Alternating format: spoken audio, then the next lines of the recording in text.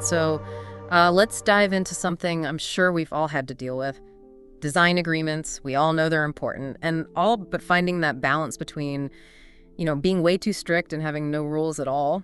Yeah, that's kind of tricky. Yeah, it really is. And it's not even just, legal stuff. It's about really setting the stage for a partnership creatively that'll really work. Yeah, for sure. And that's what makes what we're looking at today, this Ronin graphics thing, really interesting. See, they've got this internal document that they've actually called their roommate agreement. Like a... Oh, like that show with the physicist. And he's got his own unique way of doing contracts, we'll say. Exactly.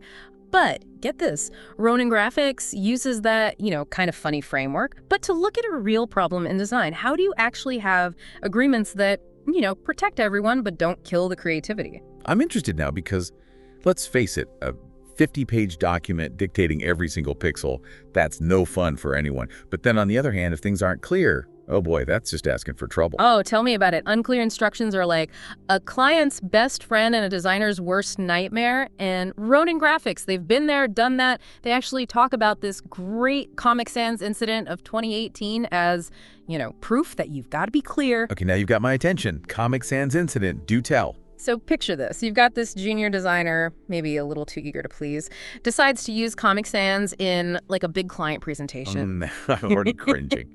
Right. We all know Comic Sans has a certain reputation. It's not exactly what you'd call sophisticated. Exactly. But here's the kicker. The client, they loved it. You're kidding. Dead serious.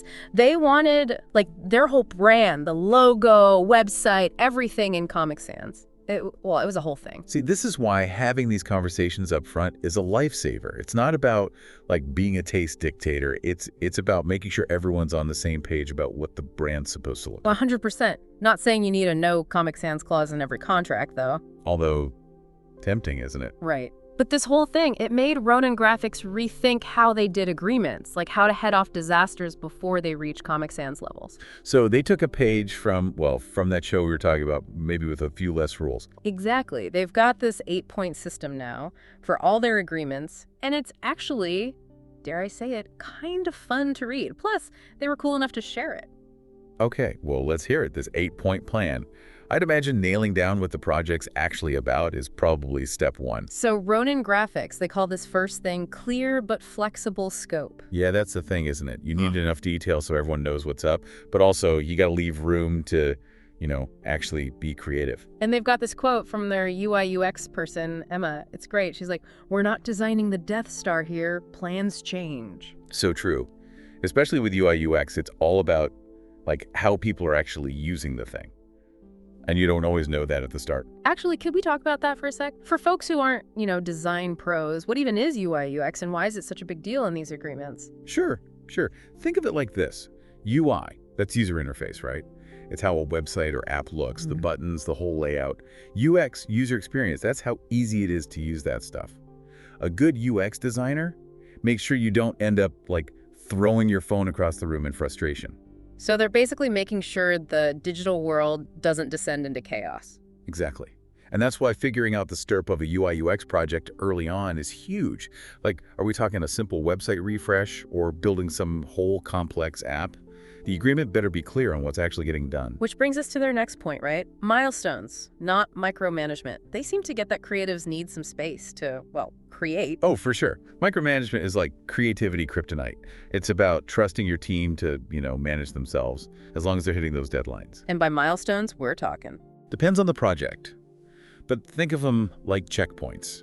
Maybe it's like showing the first design ideas, then moving on to wireframes, then the final look. Having it all spelled out keeps everyone on track, and you can make adjustments as you go. Which, let's be real, you usually have to do some adjusting on creative projects. Oh, absolutely. It's never a straight line. That's why having a good scope and clear milestones is so key.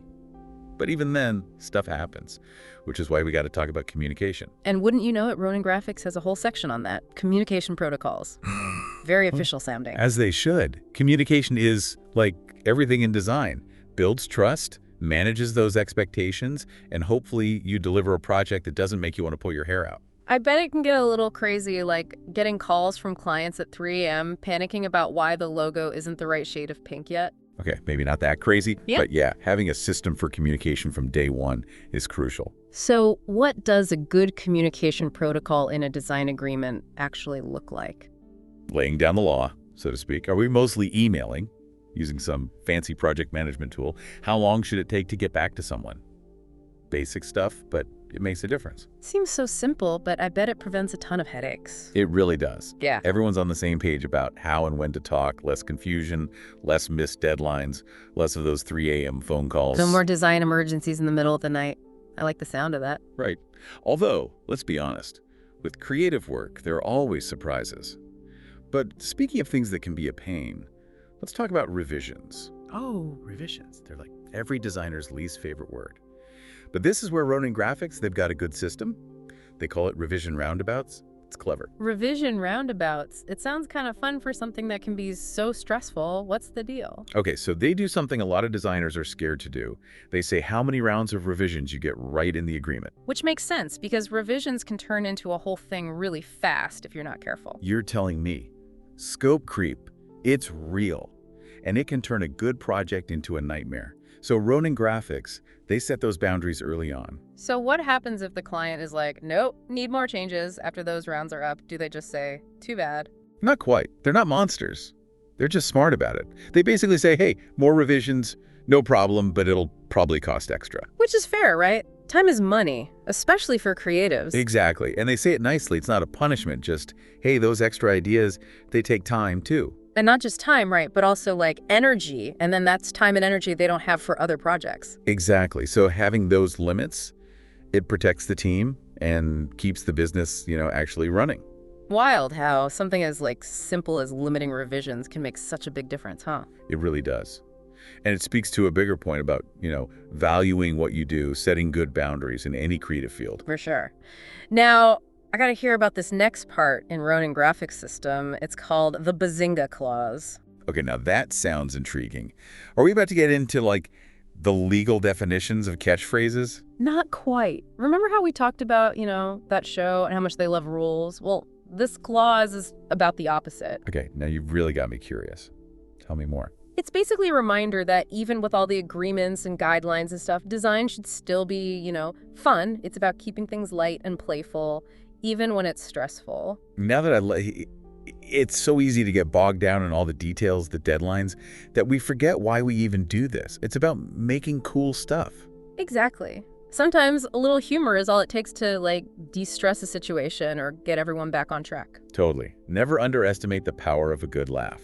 Sounds like Ronin Graphics has got that figured out. They do. Now, speaking of things that can make or break a design project, can we talk about fonts for a minute? Ah, yes. The eternal struggle of choosing the right font. The Comic Sans dilemma rears its ugly head yet again. Which is why Ronin Graphics has, I kid you not, a whole section dedicated to font faux pas prevention. Smart. People who aren't designers might not get it, but fonts. They can make or break a brand's whole vibe. No argument there. So how do they, approach this without crushing anyone's creative spirit, but also avoiding a total font meltdown? It sounds like they learned the hard way, thanks to that whole Comic Sans situation. Mm. But hey, got to turn those traumatic experiences into learning opportunities, right? So it's not like a thou shalt not use Comic Sans rule, but more like, let's talk about what fonts actually work for your brand. Right. Guide them to something that helps. Instead of make people run away screaming. It's a skill, for sure. And a science, right? I mean, there are whole college courses on this stuff. Certain fonts just make you trust them more. Others scream, fun time. Did you know that? It's wild. And a good designer uses that to make sure the brand feels right to people. It's not just picking something that looks nice. It's way deeper than that. Which, hey, as much as we're all making fun of Comic Sans here, there's a place for everything, right? Maybe not on, a lawyer's website, but for a kid's party invite. Sure, exactly. It's all about what fits. But even when everyone's on board, disagreements happen.